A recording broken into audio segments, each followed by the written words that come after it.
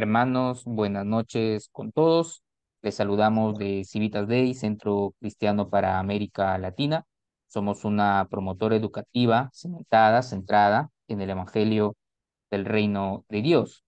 Y en esta oportunidad tenemos el agrado de iniciar nuestro ciclo de Masterclass 2025 con el pastor Daniel Iguiluz y con el tema El legado de la Iglesia Antigua para la Reforma Protestante. Como ya ustedes tienen conocimiento o para informarles, nosotros como Civitas Day tenemos diferentes programas de diplomaturas, diplomatura en Teología Reformada, diplomatura en Matrimonio y Familia, diplomatura en teología sistemática y cada diplomatura cuenta con 4 cursos y con 4 masterclass, requisitos que se deben cumplir para obtener obviamente su diploma. En esta oportunidad estamos por desarrollar la masterclass número 1 de la diplomatura en teología reformada.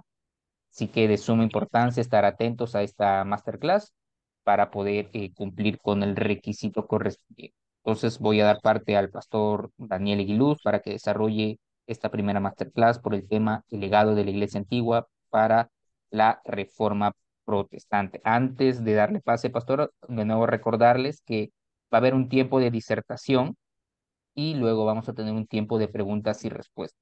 La disertación va a ser grabada, luego vamos a parar la grabación y vamos a pasar al tiempo de preguntas y respuestas y vamos a activar los micrófonos. Recordarles de que los micrófonos de los participantes están apagados para que no puedan interferirse en la disertación. Dicho esto, empezamos con la masterclass. Adelante, Pastor Daniel. Muchas gracias, Carlos, por la invitación y a todos ustedes por conectarse. Antes de que empecemos, te pregunto, Carlos, ¿sí tengo permiso para compartir el diapositivas? Muy bien, ok, Sí, sí, perfecto. Pastor. Bueno, entonces voy a compartir ahora unas diapositivas que tenía preparadas. Bien. Muy bien, sí, espero que las puedan ver, no sé si ya las están viendo. Y ahora sí se puede ver. Muy bien, entonces, bueno, nuevamente gracias, Giancarlo, por la invitación y gracias a todos por conectarse. El tema que estamos desarrollando esta noche es el legado de la Iglesia Antigua para la Reforma Protestante. Y acá tengo esta imagen, esta portada, que de cierta manera resume un poco de lo que quiero decir, argumentar en esta noche. Eh, Pueden ver ustedes. Normalmente uno se espera de que los que vienen antes vengan arriba, en el orden que nosotros leemos nosotros de arriba para abajo, ¿verdad? Los reformadores tal vez que estén debajo. Pero lo que voy a argumentar en esta noche es que realmente la reforma es inconcebible sin el fundamento que establecen los padres de la iglesia antigua. Y por eso es que en este caso tenemos a los padres de la iglesia en la parte inferior, porque sirven de fundamento. Pero también se darán cuenta ustedes que hay diferencias, ¿verdad? En el diseño, formato, eh, de lo que vemos arriba y de lo que vemos abajo. Y esto también nos alerta de que si bien eh, mucho de lo que los reformadores hacen está fundamentado y depende de los padres, tampoco es que eh, lo que encontramos en unos es exactamente igual a lo que encontramos en los otros. Vamos a ver diferencias y de hecho parte de lo que vamos a ver es de que de cierta manera, por un lado, los padres le dan a los reformadores los recursos, las herramientas para reformar a la iglesia, pero por otro lado también eh, vemos que en su tiempo parte del legado es las raíces que van a ocasionar algunos problemas que van a luego eventualmente requerir una reforma. Entonces, va a ser de cierta manera, si se quiere decir, un legado mixto en el sentido de que los reformadores van a tomar ciertas cosas de los padres y van a tomarlo de manera consciente, de manera explícita, pero por otro lado también van a rechazar algunas otras cosas y tenemos que ser consciente de eso. Pero es importante reconocer, para nosotros que nos encanta la reforma, ¿no? Me imagino que acá todos los que estamos conectados somos protestantes, evangélicos, entonces somos, por decirlo así, amantes de la reforma. Eh, y uno de los principios más básicos de la reforma son la escritura, ¿verdad? Eh, no debemos pensar de que la reforma ocurre solamente cuando los reformadores leen sus Biblias y de la Biblia sacan directamente todas sus ideas. Van a depender para mucho de los padres y como digo, una dependencia consciente y eso lo vamos a ver de manera más clara a continuación. Eh, y bueno, es importante eh, identificar realmente exactamente lo que queremos decir cuando hablamos de la iglesia antigua. Cuando hablamos de la iglesia antigua, me refiero a la iglesia inmediatamente después de los apóstoles, hacia finales del siglo primero, pero también hasta el siglo quinto. Algunas veces, en algunos otros contextos, en algunas otras clases, van a ver que se cuenta la etapa antigua hasta el siglo VII, el siglo VIII. Esto puede variar la manera exactamente, pues cómo es que uno divide los periodos de la iglesia. Ya saben que estas son categorías pues humanas que nosotros desarrollamos cuando estudiamos la historia. No es que los antiguos pasar de un año al otro, veían en el cielo una señal que decía ahora estás entrando a la Edad Media, ¿verdad? Pero por lo menos, todos estamos de acuerdo que del siglo primero al quinto es parte de esta iglesia antigua. Entonces yo me voy a enfocar en estos siglos y como ya dijimos, eh, el argumento va a ser de que, y cuando ahora lo tienen delante de ustedes, ¿verdad? La reforma es inconcebible sin el legado de la Iglesia antigua, ya que ésta produjo tanto las tendencias que conllevarían a la necesidad de una reforma como los recursos para realizar tal reforma. Entonces, fíjense, como ya dijimos, vamos a ver diferencias, vamos a ver parecidos, similitudes entre los padres, los reformadores, pero también vamos a ver diferencias. Y lo mismo aplica, por ejemplo, con la Iglesia Católica Romana. Se encuentran similitudes, pero también diferencias. Esta idea de que hay una iglesia moderna, de que eh, preserva perfectamente la tradición de los padres, exactamente igual, realmente que es una ilusión, ¿verdad? No hay ninguna iglesia presente que haga las cosas exactamente igual como las hacían los padres. Han habido cambios de diferentes tipos, pero de cierta manera esta iglesia antigua de los padres es la madre de todas las iglesias en el presente, no solamente de las protestantes, sino también de la católica romana, ortodoxas también, y esto se va a ver más claro en el transcurso de esta presentación. Entonces, cómo es que voy a tratar de mostrarles esto en esta noche? Vamos a analizar el legado de la reforma a través del filtro de las cinco, bueno, fíjense que ustedes están esperando que hable de las cinco solas, pero no voy a hablar de cuatro nada más. Porque bueno, de cierta manera lo de Sol y Deo Gloria es la conclusión de todo lo que había de antes, ¿no? Pero otra cosa también que hay que notar es que las cinco solas tampoco no es una sistematización que viene de los reformadores mismos, sino es una sistematización que se produce posteriormente. Creo que se ha ubicado esto en el siglo XX, ¿no? Entonces, eh, pero ciertamente las solas reflejan los intereses de la mayoría o hasta podríamos decir de todos los reformadores. Saben de que hay diferentes movimientos de reforma, diferentes movimientos, diferentes corrientes, diferentes iglesias que surgen de la reforma. La reforma no es un movimiento monolítico van a surgir iglesias luteranas, van a surgir iglesias calvinistas, van a surgir los anabaptistas también, o por supuesto también los anglicanos. Entonces que hay una variedad y ciertas características que distinguen a un grupo del otro. Pero de las cinco solas nos ayudan a enfocarnos en cosas que son de interés para la mayoría o para todos los protestantes, ¿no? Y entonces este va a ser el filtro que vamos a usar para reflexionar un poco acerca del legado de la Iglesia antigua para la Reforma. Y entonces, naturalmente, empezamos con la primera, que es la Iglesia antigua y el principio de sola escritura.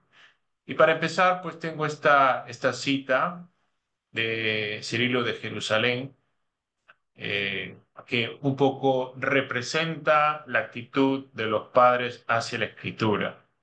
Como pueden leerlo ustedes, dice, pues acerca de los divinos y santos misterios de la fe, no debe transmitirse nada sin las Sagradas Escrituras. Fíjense, esto suena bastante a sola escritura, ¿verdad? No estoy diciendo que ellos usan esta terminología, ¿verdad? Estamos hablando de ideas ahora. No debe transmitirse nada sin las Sagradas Escrituras, ni deben aducirse de modo temerario cosas simplemente probables y apoyadas en argumentos construidos con palabras artificiosas. Y no creas pues que voy a proceder de este modo, sino probando por las Escrituras lo que te anuncio. Fíjense lo que dice Cirilo, él va a probar todo lo que él enseña a partir de las escrituras. Y realmente esta es la actitud que caracteriza a todos los padres, no solamente a Cirilo. Pues esta cita, de cierta manera, encarna la actitud y la presenta de manera clara, y por eso la comparto, pero no es exclusiva, no es exclusiva, no es exclusiva de él.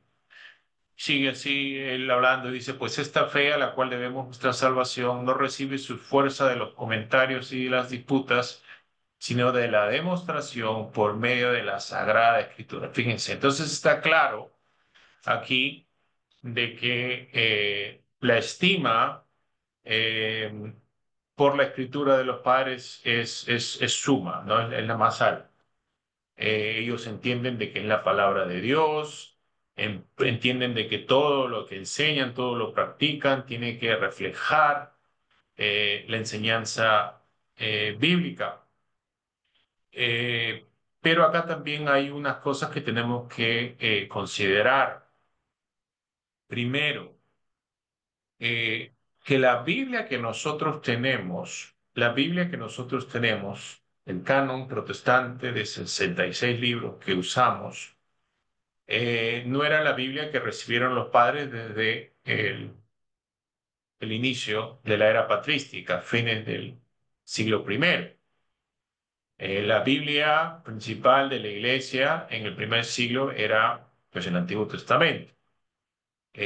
La Biblia como está, como la tenemos nosotros en el presente, no es pues no cae del cielo. Y Moisés no baja del monte Sinaí con los 66 libros y se los entrega pues a Israel para pasarlo a las siguientes generaciones. La Biblia, como se ha explicado en otros contextos, realmente técnicamente no es un solo libro, sino es una colección de libros. Y la colección de libros que conocemos como el Nuevo Testamento llevó cierto tiempo en recolectarse. Ya para el segundo siglo, ya para el segundo siglo, se citaban la mayoría de textos, la mayoría de libros del Nuevo Testamento. Ya para el segundo, finales del segundo siglo ya se habla de un Nuevo Testamento.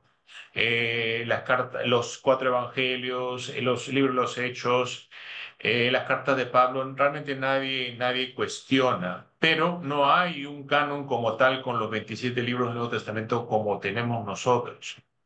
Eso fue un proceso. Y si bien nosotros creemos que eso es un proceso que fue dirigido por el Espíritu Santo, aún así, eh, el medio que el Espíritu Santo utiliza para juntar y formar este canon es la iglesia antigua, son los padres. Recuerden ustedes de que eh, las cartas, los documentos del Nuevo Testamento que se escriben, no se escriben a una sola comunidad, se escriben a diferentes comunidades. Pablo le escribe a los romanos, luego le escribe a los corintios, luego a los gálatas. Son todas diferentes comunidades.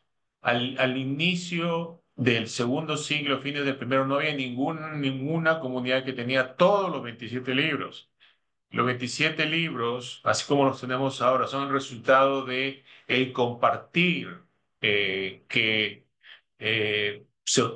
las diferentes comunidades compartan lo que tienen con otras y que poco a poco sean juntadas en esta colección que hoy tenemos. Y también es un proceso que demanda cierta depuración, porque van a haber otros libros quienes, en algunos casos, algunas comunidades van a juntar con los libros del Nuevo Testamento. Por ejemplo, hemos hablado pues de los padres del eh, fines del primer siglo, inicios del segundo siglo. Estos padres se conocen como los padres apostólicos, porque son los padres que vienen inmediatamente después de los apóstoles. Y los padres, hay algunos libros de los padres apostólicos que aparecen en algunos cánones de los primeros cánones que encontramos del Nuevo Testamento. Entonces, hay este proceso de discernir cuáles son los libros que debemos considerar como parte de este Nuevo Testamento. Y realmente no encontramos una lista con los 27 libros que tenemos nosotros en el presente hasta el segundo punto de la diapositiva, que es la carta pascual del obispo Atanasio de Alejandría en el año 367. Fíjense que estamos hablando de la segunda parte del siglo cuarto. Como ya les acabo de decir, esto no quiere decir de que hasta ese tiempo la iglesia no usaba los libros del Nuevo Testamento, sino que no había aparecido un canon con los 27 libros tal como lo tenemos. Estos libros, todo ya de alguna manera se estaban usando, pero esta es la primera lista canónica de 27 libros como lo tenemos. Y si bien esta solamente representaba la práctica de la iglesia de Alejandría, ya que Atanasio solamente habla por su iglesia, de todas maneras, poco a poco este canon de 27 libros se fue estableciendo hasta que, por decirlo así, se hizo ley en todas partes. Pero se dan cuenta cómo una vez más, aun si decimos es el Espíritu Santo el que está guiando este proceso, Él está haciéndolo mediante la iglesia antigua, mediante los padres, mediante estas primeras comunidades. Entonces, de cierta manera, nosotros en el presente, o si hablamos de los reformadores, dependen de la iglesia antigua para atender el Nuevo Testamento. Imagínense si hubiese sido posible tener una reforma sin el Nuevo Testamento. O sea, la idea de una reforma sin el Nuevo Testamento es impensable, ¿verdad? Entonces, ya se dan cuenta aquí de lo mucho que los reformadores dependen de la iglesia antigua. Y realmente todos nosotros dependemos de lo que Dios hizo por medio de estos padres, por medio de estas comunidades de los primeros siglos. Ahora, esto es importante, pero acá también hay otro detalle que nosotros tenemos que reconocer y y esto también nos ayuda a entender lo que quiero decir con el argumento inicial que digo. Como dije, los padres producen los recursos que hacen posible una reforma. Dios los usa y los dirige para formar el canon del Nuevo Testamento. Y pues, como ya dijimos, sin canon del Nuevo Testamento no hay una reforma. Pero, como también dije, en la iglesia antigua se encuentran un poco de los retos que van a resultar en la necesidad de una reforma. ¿Qué quiero decir con eso? Bueno, si bien hemos dicho que ya para finales del siglo cuarto ya hay un canon del Nuevo Testamento establecido, que es reconocido en todas partes. Esto no quiere decir de que haya habido un canon bíblico universal, pero de toda la Biblia. Eh, Como decimos que para el cuarto siglo el canon del Nuevo Testamento básicamente ya está establecido, pero todavía se debaten algunos otros libros, en concreto algunos libros deuterocanónicos o apócrifos, ¿no? Y la razón de esto es de que la Biblia principal que se usa en los primeros siglos de de la iglesia no es la escritura hebrea, sino es la traducción al griego de la escritura, la Septuaginta. Y la Septuaginta no solamente incluía libros, los libros hebreos del canon que tenemos nosotros del Antiguo Testamento, sino también incluye los, por un lado, los libros deuterocanónicos que Roma tiene en su canon hoy en día, pero también otros libros ahí que Roma no incluye en su canon hoy en día. Y entonces, cuando vemos los cánones de la Biblia en estos primeros siglos, realmente que vemos que diferentes iglesias operaban con diferentes cánones. Ahora, cuando hablo de diferentes cánones, no estoy diciendo que había una diferencia significativa entre lo que las iglesias tenían como canon. Todas, de modo general, podemos decir que todas estaban de acuerdo en el Antiguo Testamento hebreo, los libros hebreos, el canon hebreo.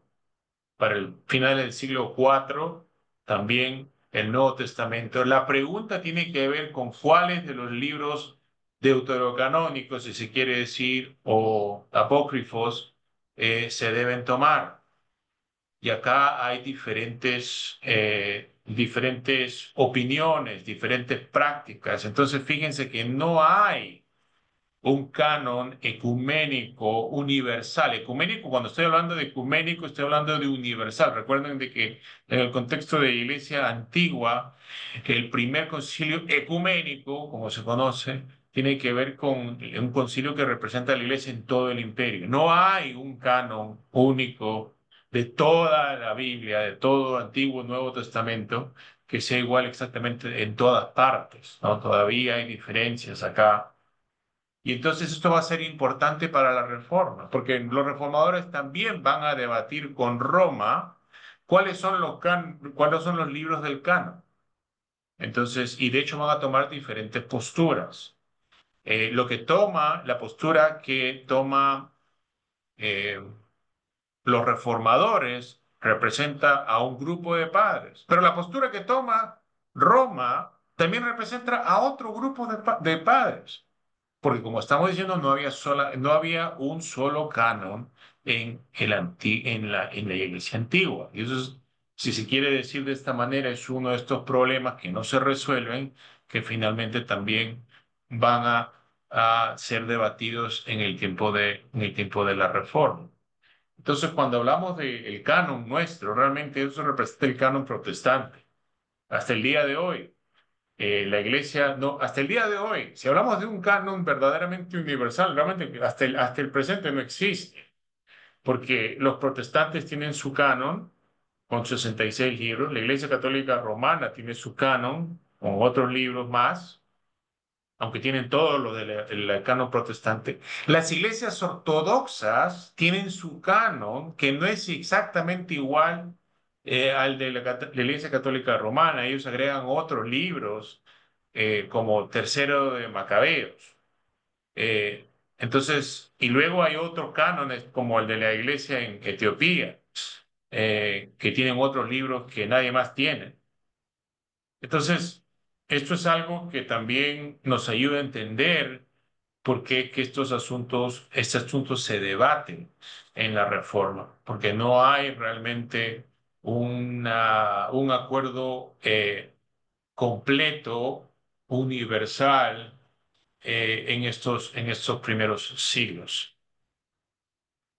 Otro asunto que también es importante notar con el legado de los padres con respecto a la escritura es de que si bien se habla de las escrituras, de su autoridad, como leímos con Cirilo, de la necesidad de que todo lo que se enseña, todo lo que se practica, tiene que estar fundamentado en las escrituras, también se habla de la tradición. y de la autoridad que tienen. Por ejemplo, mencionamos el caso de Ireneo.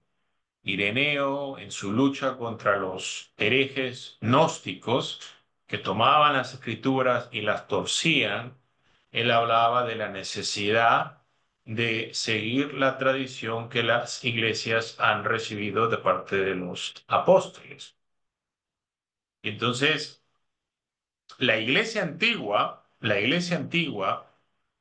los primeros siglos, a pesar de que, como hemos visto, pueden decir cosas que suenan mucho a sola escritura, como el caso de Cirilo de Alejandría, perdón, de Jerusalén que vimos, a la misma vez también pueden hablar de la necesidad de seguir la tradición. Y entonces, esto es importante, pero también es importante entender la diferencia de estos dos contextos para entender de que,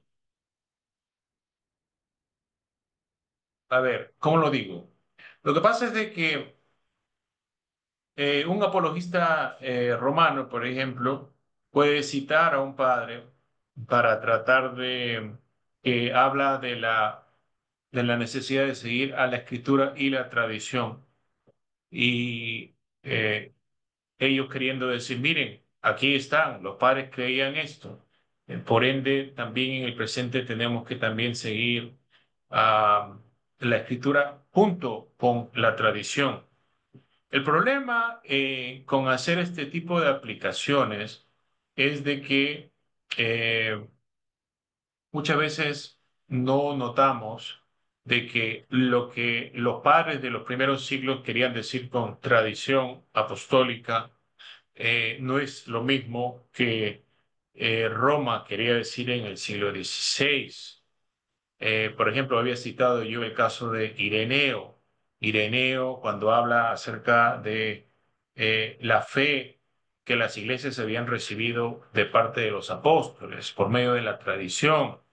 Cuando nosotros examinamos los escritos de Ireneo, cuando él habla de esta tradición, principalmente él está hablando del Evangelio, del contenido del credo, que ninguno de nosotros va a debatir de que realmente que ese contenido, esa enseñanza viene de los apóstoles. Pero cuando Roma habla de la tradición en el siglo XVI, es una tradición a la que encima de lo que puede haber enseñado Ireneo, ellos le agregan pues siglos y hasta milenio, un milenio de tradiciones, costumbres adicionales al simple evangelio al que se estaba refiriendo Ireneo.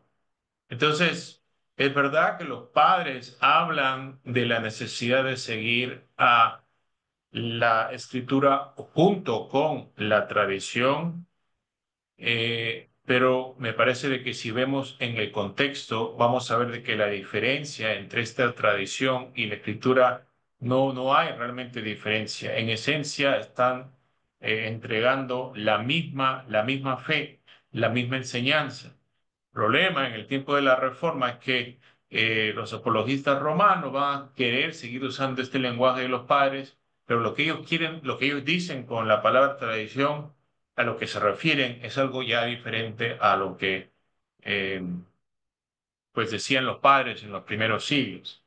Pero es importante reconocer de que también hay este lenguaje que resalta la escritura junto con la tradición. Y acá, ya que estamos hablando de la importancia de la tradición, la diferencia con lo que se quiere decir, Roma quiere decir en el siglo XVI, en el tiempo de los reformadores, podemos notar este último punto que vemos aquí en la diapositiva, que son las primeras respuestas a las pretensiones de Roma. Y es que en estos primeros siglos encontramos realmente desde fines del segundo siglo, de que ya el obispo de Roma va a intentar ejercer una autoridad sobre toda la iglesia.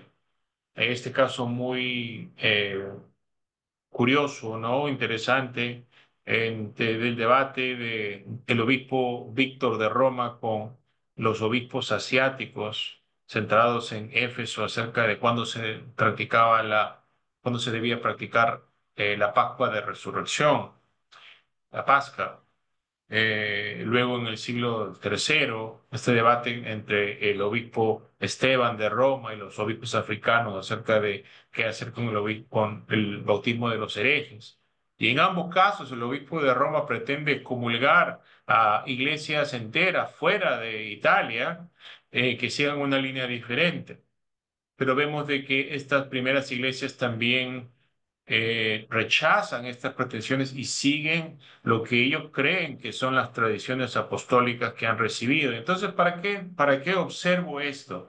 Para que veamos que detrás de estas frases que tal vez los padres decían y que Roma repite posteriormente, el significado cambia considerablemente muchas veces entre el uno y el otro. Porque, por ejemplo, en el caso que acabamos de ver de los obispos africanos que se resisten a las pretensiones de Esteban de Roma, ellos consideraban de que la postura que ellos estaban abrazando acerca del bautismo de los herejes, rechazarlo y no contarlo como verdadero bautismo, ellos estaban seguros de que estaban siguiendo la enseñanza bíblica. Preferían la enseñanza bíblica a la supuesta tradición apostólica de Roma. Y entonces vemos acá que incluso en el tercer siglo, si hablamos de este caso particular, eh, a pesar de que las iglesias africanas pueden hablar de que ellos siguen la tradición apostólica, pueden rechazar las supuestas tradiciones apostólicas que vienen de Roma si ven que están en desacuerdo con la enseñanza de la Escritura, ¿no? Entonces vemos acá un caso muy peculiar que nos ayuda a entender un poco. Pero se dan cuenta, en resumen, para ver este caso de la iglesia antigua, sola escritura, vemos de que, claro, los protestantes podemos mirar y agarrar citas en las que hablamos, en las que los padres, como Cirilo, hablan de la autoridad de la Biblia y cómo se necesita poner hacerlo todo a la luz de las escrituras, ¿no? Pero a la misma vez hay ciertos otros aspectos de la práctica de ellos que a la larga van a crear ciertos problemas para la iglesia. Por ejemplo, pues la admisión de ciertos libros deuterocanónicos, eh, el no distinguir, ¿verdad? No tener cuidado en la manera en la que se habla acerca de de la tradición, de la escritura. Todas estas cosas también van a la larga, como estoy diciendo, eh, crear la necesidad de una reforma. Pero, irónicamente, paradójicamente, los recursos para esta reforma también vienen de la Iglesia antigua porque estamos hablando pues del canon de unos 66 libros. Muy bien, vamos a hablar entonces ahora un poco acerca de la Iglesia antigua y Solus Christus. Bueno, y acá también tengo otra cita del mismo Cirilo de Jerusalén. Bueno, la voy a leer. Dice, al aprender y confesar la fe, debes abrazar y guardar como tal solo la que ahora te es entregada por la Iglesia con la valla de protección de toda la Escritura.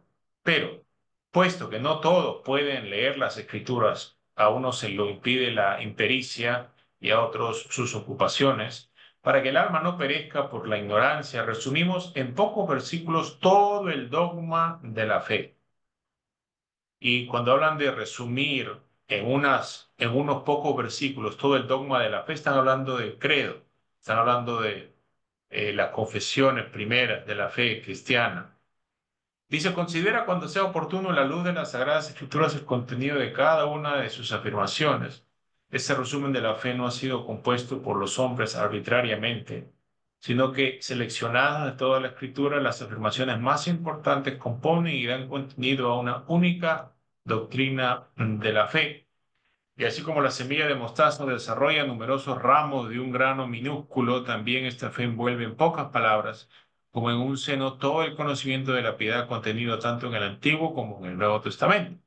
Así pues, hermanos, considerad y conservad las tradiciones que ahora recibís y grabádlas en la profundidad de vuestro corazón. Fíjense, bueno, ya hemos pasado de la sola escritura, pero fíjense cómo él acaba de hablar de la Biblia, la importancia eh, de derivar toda la enseñanza de la Biblia, pero luego dice conservar las tradiciones. Fíjense cómo para Cirilo no hay contradicción entre hablar acerca de la autoridad de la Biblia y de seguir las tradiciones de la iglesia, porque en este punto temprano, eh, para ellos, la enseñanza es una y la misma. De hecho, el credo al que mencionamos, ellos lo ven como un resumen de la enseñanza bíblica.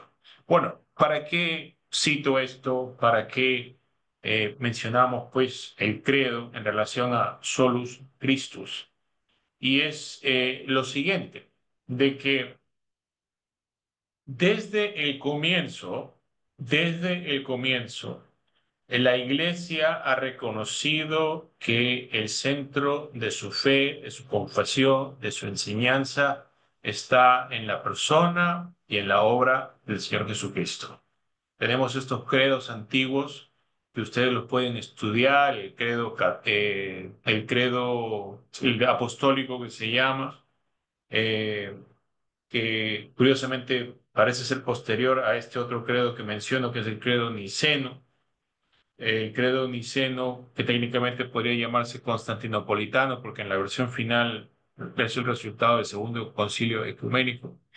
Pero si ustedes analizan todos estos credos antiguos, estos dos que mencioné y otros más, porque no son los únicos credos que produjo la Iglesia, van a ver ustedes de que todos estos credos tienen una organización tripartita muy clara. Está el primer artículo acerca de Dios Padre, segundo artículo acerca de Dios Hijo, tercer artículo acerca de Dios Espíritu Santo. Y siempre el artículo más largo de todos tiene que ver con Jesucristo y con su obra, ¿no? No es que están divididos así igualmente las tres partes. No, siempre el artículo de Cristo es más largo. Y es que desde el inicio de la fe cristiana, desde el inicio de la iglesia, toda la iglesia se podría decir que se construye sobre la confesión cristológica. ¿Qué quiero decir con esto? Con la confesión de que Jesús de Nazaret es el Hijo de Dios, el Cristo, el Mesías, el Hijo del Dios viviente. Eso lo encontramos pues en Mateo 16, ¿verdad? Cristo mismo le pregunta a los apóstoles, ¿quién dicen ustedes que soy yo? Pedro, en nombre de todos los discípulos y realmente en nombre de toda la iglesia, dice, tú eres el Cristo, el Hijo de Dios viviente, y el Señor Jesucristo le responde, sobre esta roca edificaré mi iglesia. Y claro que se debate la roca, quién es, pero me parece lo que no se puede debatir es que Cristo le dice lo que le dice a Pedro por la confesión de fe que él hace. Y ahí mismo vemos entonces la em, importancia, la centralidad de la confesión cristológica para la iglesia, desde su fundación, desde su fundación. ¿Y esto por qué? Porque es importante, porque como la iglesia ha reconocido desde sus inicios de que Jesucristo es el centro de la fe, los grandes debates teológicos de los primeros siglos han sido debates cristológicos, ¿no? Empezando con los debates con los judíos, ¿no? Ellos tratan de demostrar de las escrituras que Jesús de Nazaret realmente es el Cristo.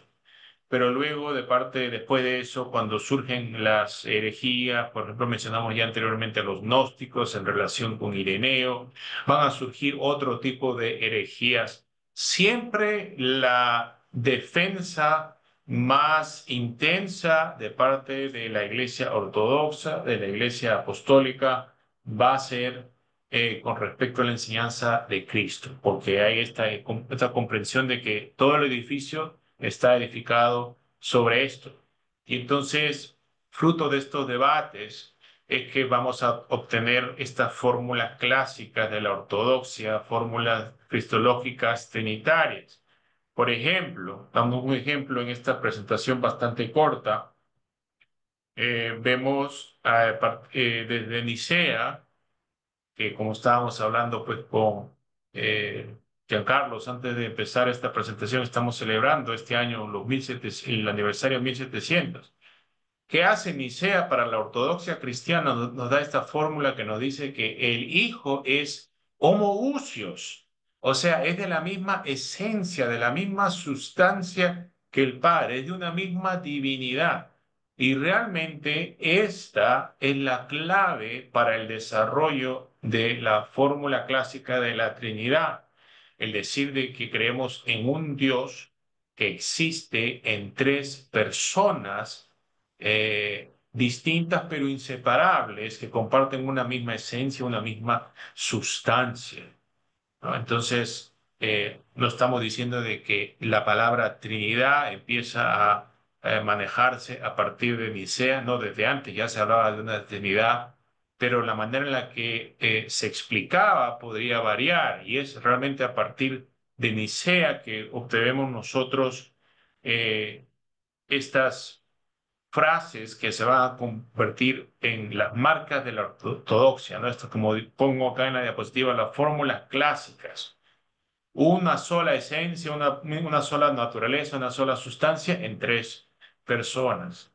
Pero eso también tiene que ver no solamente para la comprensión de la Trinidad, de la naturaleza divina, sino también de la naturaleza humana de Cristo, porque luego en un posterior concilio ecuménico, el de Calcedonia, vemos que de Jesucristo se dice de que Él es homoousios, de la misma esencia con el Padre, pero homoousios con nosotros en su humanidad. Y como decimos, es a partir de estos debates cristológicos que se definen las fórmulas ortodoxas. La Trinidad, una sola esencia, una sola divinidad en tres personas. Con respecto a Cristo, vemos que está la naturaleza humana y la naturaleza, mejor dicho, la naturaleza divina, empiezo porque Él empieza desde siempre como Dios, Dios Hijo, pero luego también la naturaleza humana unida en la encarnación, unidas en una sola persona, y eso se conoce como la unión hipostática, ¿no? Y entonces, y y ahora, ¿qué tiene que ver esto con la reforma?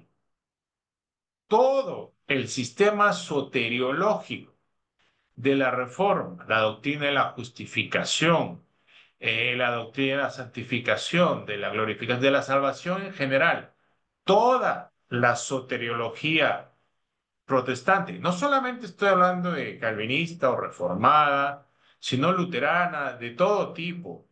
Toda la soteriología protestante depende de esta formulación clásica de ortodoxia cristológica trinitaria, de confesar de que Jesús es completamente divino y completamente humano en una sola persona. Sin esto, ninguna de las doctrinas de salvación de los protestantes, de los reformadores, sirve para nada. Entonces vemos aquí que también de la iglesia antigua, sin esta fórmula, sin esta definición de la ortodoxia, no puede haber este solus Christus, no puede haber un fundamento, una explicación realmente convincente, sistemática, y finalmente pues que sea suficiente de servir como fundamento de todo este sistema para pues afirmar de que solamente hay un mediador, como dice el Nuevo Testamento, solamente hay un mediador entre Dios y los hombres, Jesucristo hombre, ¿verdad? Entonces, la iglesia antigua, por medio de los concilios, de los debates cristológicos, les da los recursos a los reformadores para desarrollar su doctrina. Entonces, en este sentido, no solamente en solus Christus, sino también, perdón, no solamente en sola escritura, sino también en solus Christus, también la reforma protestante depende profundamente de la iglesia antigua. Pero acá también está la paradoja que si bien los padres nos dan por un lado, por otro lado también nos dan otras cosas, no tan buenas también, porque vemos que en estos primeros siglos es que se comienza a desarrollar también el culto a los santos, con lo que se conoce como el culto a los santos. Inicialmente, en estos primeros siglos, vemos de que el modelo de espiritualidad cristiana era el mártir. El mártir es el que lo da todo. Recuerden de que estamos en estos primeros siglos. Cuando hablamos de por lo menos de los primeros 3 siglos, las cosas van a cambiar a partir del cuarto siglo y la legalización del cristianismo. Pero en los primeros 3 siglos, el ideal cristiano, más allá pues de Cristo y los apóstoles, es el mártir. El mártir lo da todo por Cristo, da su vida, muere por Cristo, toma su cruz hasta la muerte. Y entonces es el modelo, es, si se quiere decir, la perfección cristiana. ¿Y qué ocurre en este contexto? De que pues hay esta idea de que la intercesión de los mártires tiene mucho más peso que la intercesión del cristiano común y corriente, porque es como que esta idea de que el mártir pues tiene un acceso, si se quiere decir, más seguro a, a Dios. Eh, inicialmente no se le ora a los mártires, esto no es una práctica apostólica, pero sí vemos de que cuando, pensando en el caso de Cipriano, que lo mencionamos anteriormente, bueno, creo que no lo llegué a mencionar a Cipriano por nombre, estaba hablando de los obispos africanos en contra del obispo Esteban de Roma. En este contexto surge también la figura de Cipriano, y hablo mucho de esto porque pues escribo yo mi tesis doctoral acerca de Cipriano. Pero vemos, por ejemplo, en el caso de Cipriano, durante la persecución, todavía no hay evidencias de orar a los mártires que ya habían partido, que habían muerto, pero sí vemos de que cuando están a punto de morir se les pide que oren por la iglesia, que oren por la iglesia. Entonces está esta idea de que los mártires tienen que orar por la iglesia. Eventualmente, se les comienza a pedir a los mártires no que oren por la iglesia, no se les pide esto cuando están todavía vivos, sino se les pide después de muerte. Y entonces,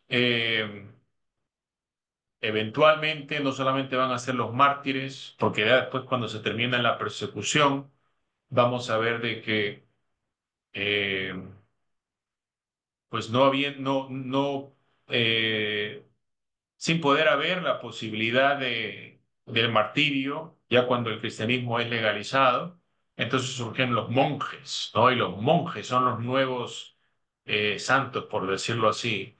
Y pues finalmente poco a poco pues se llega a donde eventualmente se llegó. Entonces aquí está la paradoja, una vez más.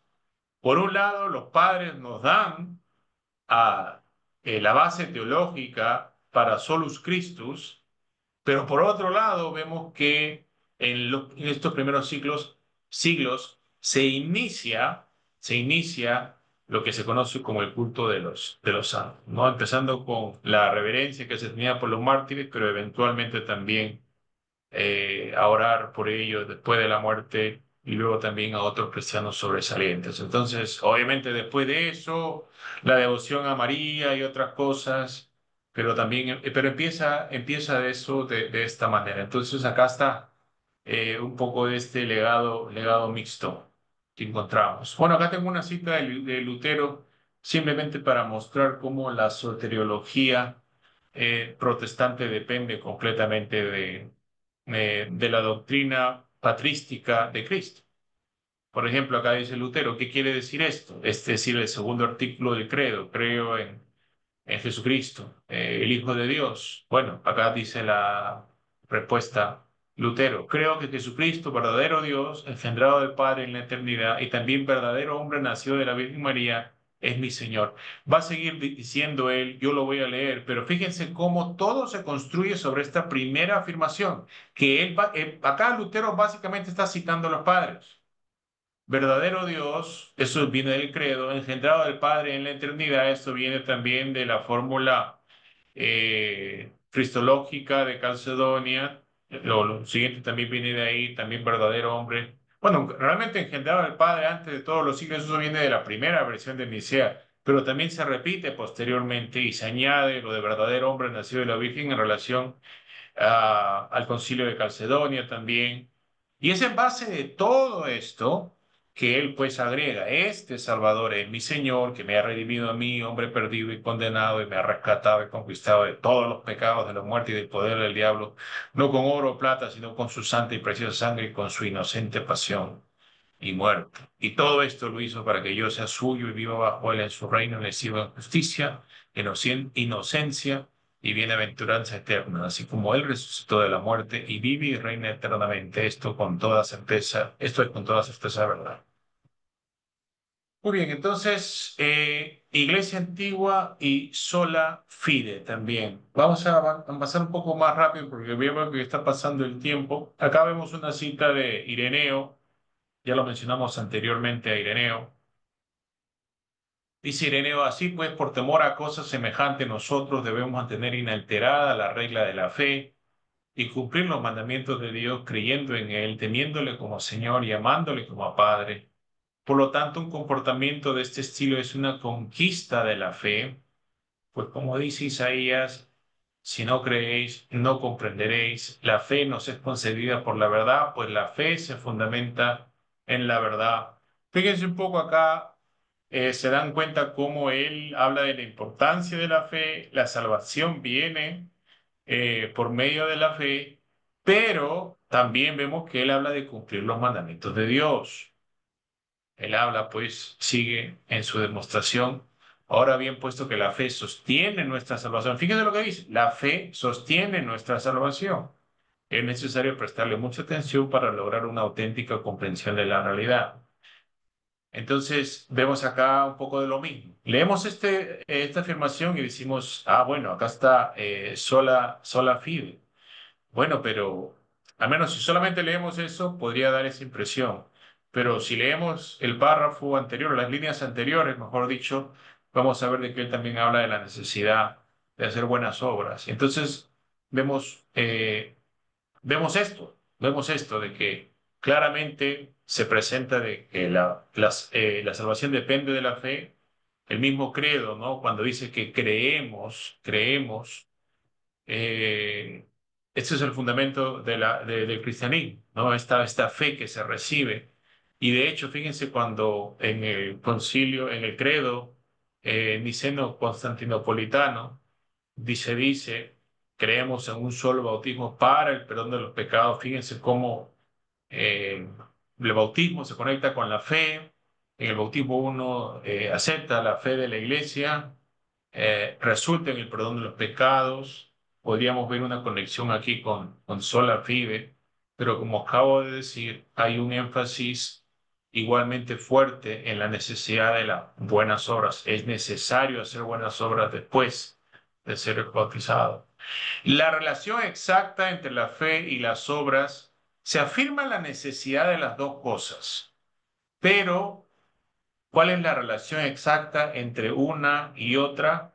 Eso va a requerir todavía un poco más la influencia de Agustín. Vamos a hablar de Agustín un poco en relación a sola gratia, a sola gracia. Eh, pero inicialmente vemos que se afirma la necesidad de las dos cosas. Las dos cosas son necesarias. La fe es necesaria y las buenas obras son necesarias. ¿Cuál es la relación entre la fe y las buenas obras? Como digo, va a requerir un poco una reflexión más profunda de parte de personas como Agustín para que puedan esclarecer esta relación, sino de que la fe es el fruto, perdón, las buenas obras es el fruto de la gracia de Dios operando, colaborando también con la fe, pero acá también vemos otra cosa en la iglesia antigua que también vamos a ver de que va a resultar a la larga en la necesidad pues de la reforma. Y es que en estos primeros siglos también se debaten los pecados postbautismales, es decir, qué hacemos cuando un cristiano comete un pecado serio después del bautismo. O estamos hablando pues de eh, la idolatría, ofrecer sacrificios a los ídolos, especialmente en el contexto de la persecución. ¿Qué hacemos cuando un cristiano comete adulterio? Cuando un cristiano comete homicidio, ¿verdad? ¿Se puede o no se puede perdonar esos pecados? Ya habiendo sido bautizado, ¿no? Obviamente el bautismo es capaz de borrar todo pecado, eso no se duda.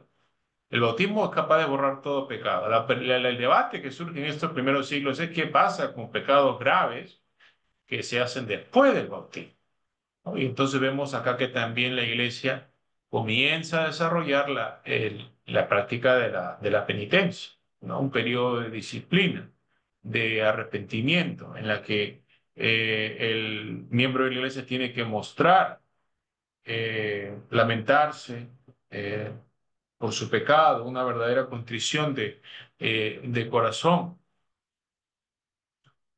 Eh, Inicialmente, pues, se va a desarrollar esto. Luego, con el pasar de los siglos, se van a desarrollar nuevas prácticas de los pueblos celtas. Se va a importar para el resto de la iglesia esta práctica de la confesión privada. Y con la confesión privada también viene una penitencia particular en la de eh, cuántas obras se tienen que hacer o cuántas actividades, cuántas oraciones se tienen que hacer para satisfacer la justicia por el pecado cometido. Entonces hay una codificación, de cierta manera, de las leyes de penitencia, cuántos trabajos de satisfacción se tienen que hacer, todo en relación a esto de solucionar los pecados bautismales. Que acá hay otro asunto que va, si se quiere decir, echar leña al fuego, que es que desde muy temprano también, realmente que parece indicar esto que desde el comienzo, y esto parece ser resultado pues del contexto en el que se vivía, eh, vemos que también en los primeros siglos hay oración por los muertos. Inicialmente, pues, esto no se conecta a otra cosa, pero eventualmente, especialmente a partir del siglo V, vemos que, al menos en Occidente, se comienza a bueno, se comienza a plantear la posibilidad de un purgatorio. El mismo Agustín, que ya mencionamos, va a considerar esta posibilidad. Y él lo considera inicialmente como una posibilidad, pero realmente que la idea del purgatorio surge en gran parte por la práctica que había de orar por los muertos. Una vez que se ora por los muertos, entonces la pregunta surge, ¿no? ¿Para qué estamos orando? ¿Cuál es el beneficio? ¿Cuál es el propósito de estas oraciones? O sea, como dije anteriormente, vemos evidencias de la oración por los muertos, incluso en contextos judíos, desde antes eh, del tiempo neotestamentario. Nosotros muchas veces nos enfocamos para criticar, ¿no? Esto de que en los libros de Macabeos se menciona la oración por los muertos. Decimos, por eso, pero por esa razón no debe ser canónico, decimos. ¿Verdad? Por eso debe estar fuera, entre otras cosas, ¿verdad? No puede ser parte del canon. Pero fíjense de que si bien aún si consideramos que esto no debe ser parte del canon, y creo que estamos en lo correcto en decir eso, pero de todas maneras esto ya demuestra que por lo menos entre los judíos, entre algunos judíos, ya se practicaba la oración por los muertos antes del Nuevo Testamento. Entonces esto también explica por qué también ya es posible encontrar segundo, tercer siglo la práctica de la oración por los muertos en la iglesia. Y es esto que empieza de esta manera lo que luego va a llevar a la reflexión teológica de algunos pues, maestros, pensadores, y esto va a desembocar en la teoría y luego posteriormente la doctrina del purgatorio, al menos en la parte occidental de la Iglesia Latina, ¿verdad? Entonces vemos una vez más, de cierta manera, podemos encontrar cosas en la iglesia antigua que apuntan a sola fide, pero también encontramos otras cosas que realmente van a trabajar en contra de este principio y que van a va a crear la necesidad de una reforma. Y finalmente, ya para terminar, porque dije que íbamos a examinar esto a través de estos cuatro lentes de las cuatro solas, sola gratia o sola gracia. Y acá pues tenemos que citar al gran San Agustín. Dice Agustín: defendemos y afirmamos paladinamente, en conformidad con las Santas Escrituras, que tanto el principio de la fe como la perseverancia hasta el fin son dones gratuitos de Dios. Porque si decimos que el primero depende de nosotros, de modo que con él merezcamos los otros dones, lógicamente concluyen los pelagianos que la gracia de Dios se nos da conforme a nuestros méritos. Y sigue, Padre, pero si ambas cosas son de Dios y en su divina presencia previó que las había de dar, de todo en todo hay que reconocer y predicar la predestinación, a fin de poner inexpugnablemente a cubierto de todo ataque esta verdad. La gracia de Dios no se da según nuestros méritos. Fíjense lo que dice. La gracia de Dios no se da según nuestros méritos. Eso suena a lo que podría decir Calvino o cualquiera de sus discípulos más acérrimos. Y es que la doctrina protestante, y en especial la doctrina reformada calvinista, eh, miran a Agustín como una guía importante. Y Agustín, pues, padre del quinto siglo, que debatió a los pelagianos, que creían de que el hombre mm, podía satisfacer la justicia de Dios en sus propias fuerzas, de que Adán realmente había dejado más que nada un mal ejemplo, pero que nosotros llegamos a este mundo con las mismas facultades morales de Adán. Esto es lo que va a combatir Agustín, y realmente Agustín confiesa de que su propio pensamiento acerca de estos asuntos cambia en el debate, bueno, realmente antes de Pelagio, pero obviamente esto se va a cimentar contra Pelagio y se va a popularizar en este debate. Y acá pues Agustín, estudiando las Escrituras, en especial Romanos 9, él concluye de que incluso el inicio de la fe se le debe atribuir a la gracia de Dios. Es decir, el hombre ni siquiera es capaz de creer por sí mismo para salvación si la gracia no lo llama y no lo fortalece para ello. Y todo esto pues debido al pecado original, ¿verdad? El hombre en sus propias fuerzas es completamente incapaz de hacer cualquier cosa que agrade a Dios. El hombre en sus propias fuerzas solamente pues, peca, es esclavo del pecado. Estas doctrinas protestantes que son tan necesarias para la doctrina de la salvación protestante se sistematizan, se desarrollan y encuentran su formulación clásica en Agustín, saliendo de estos debates con el pelagianismo. Entonces, una vez más, vemos que la doctrina de la sola gratia también, como la formularon los reformadores, es impensable sin el apoyo de los padres de la Iglesia, en particular, en este caso, de Agustín. Eh, pero acá también vemos ciertas cosas que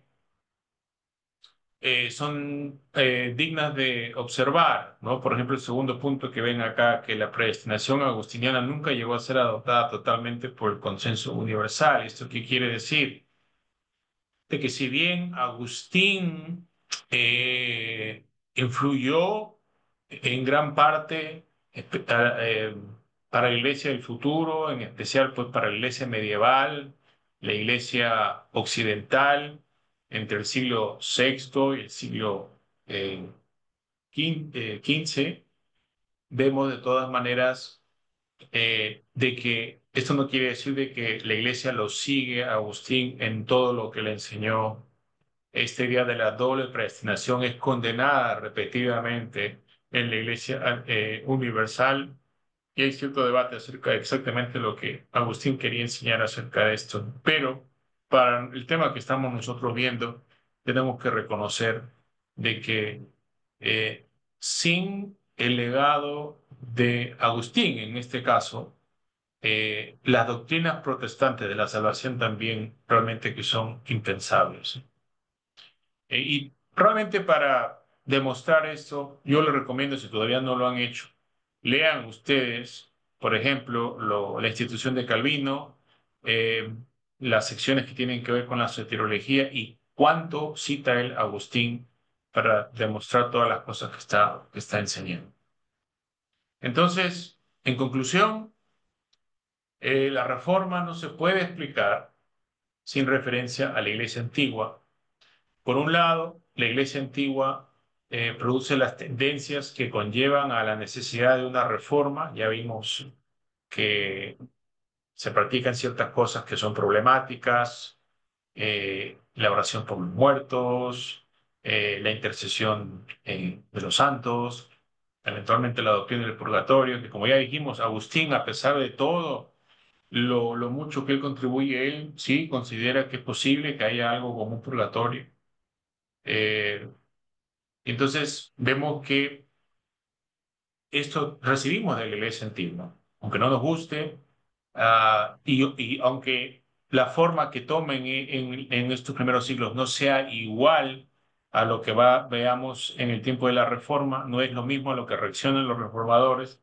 Tal vez si no se hubieran desarrollado al extremo que hicieron eventualmente, tal vez no hubiera habido una necesidad de reforma, pero el hecho de que estas raíces sí están en los primeros siglos. Pero aquí está la paradoja. No solamente vemos estas tendencias negativas, sino que también vemos los recursos que los reformadores van a usar para llevar a cabo la reforma. Sobre todas las cosas, la Biblia, sobre todas las cosas, el Nuevo Testamento, ¿verdad? Y también la cristología, la doctrina de la Trinidad, como formulada por los padres para que los reformadores puedan presentar, eh, ofrecer la salvación que predican. De cierta manera, como ven en el segundo punto, sin iglesia antigua no puede haber una sola escritura, ni tampoco un solo Cristo, ni sola fe, ni sola gratia. Y acá vemos que los reformadores entendían eso, ellos entendían eso, si bien no seguían a los padres ciegamente, si bien los reformadores eran capaces de criticar a los padres cuando veían que se desviaban, aún así ellos sabían, los reformadores, que dependían conscientemente de sus antepasados, en este caso de los padres. Por eso es que no solamente los critican cuando sea necesario, sino que realmente más que criticarlos, lo cual sí pasa, pero más que criticarlos, los celebran y los citan de manera positiva, porque también son conscientes de que están ellos dependiendo de estos padres para lo que están enseñando. Es que importante notar acá que la reforma en ese sentido que estamos hablando es una reforma y no una revolución. No una revolución en el sentido de que los reformadores no intentan crear una nueva religión de la nada, eso no, eso no.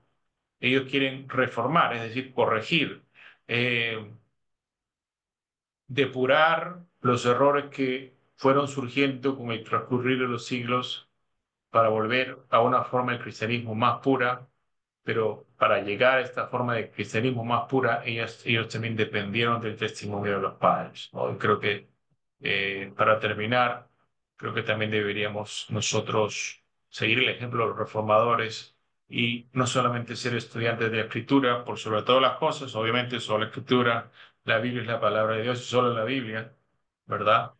Pero de todas maneras, no podemos negar el hecho de que Dios también dio dones a los padres. Dependemos también de ellos para la forma que tenemos nosotros en el presente. Así que no solamente estudiamos a la Escritura, sino también a la Iglesia antigua. Entre otras cosas, también para comprender mejor la Reforma protestante. Así que como ven en el último punto, debemos apoyarnos en la iglesia antigua, claro, con discernimiento, según el principio de sola escritura, entendiendo que los padres se pueden equivocar, no son Dios, ¿verdad? Pero nos apoyamos de ellos, como hicieron los reformadores, para la labor reformadora que persiste hasta el día de hoy. Esto es lo que tenía para compartir con ustedes, hermanos. Les agradezco por su atención.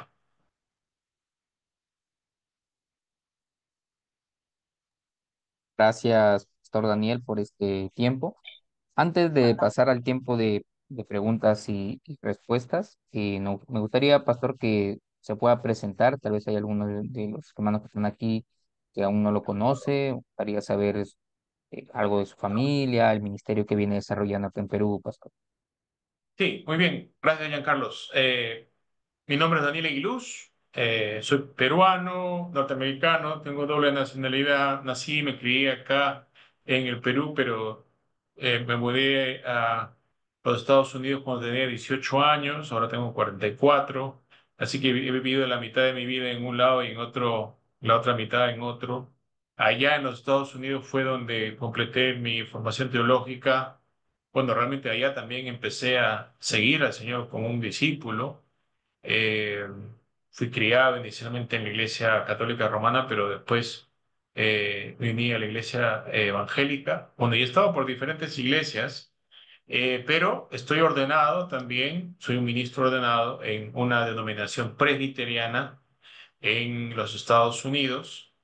Eh, Estoy casado, mi esposa se llama Abigail, tenemos dos hijos varones de 7 y 4, y pues trabajo como misionero para la educación teológica de líderes en Perú y en Latinoamérica. Y por eso es que estamos haciendo este tipo de presentaciones.